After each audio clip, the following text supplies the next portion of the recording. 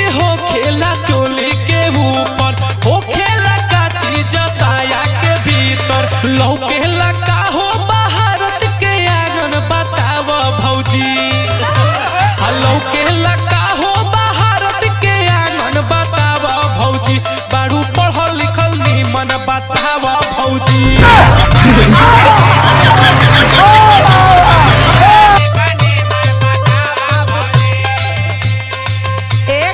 बबुआ बोलो भौजी, हमार माई बाबू है कुल का सवाल जवाब करे बदे ना पढ़ौले हुआ, सुन ला हमार डिग्री दूसर बा।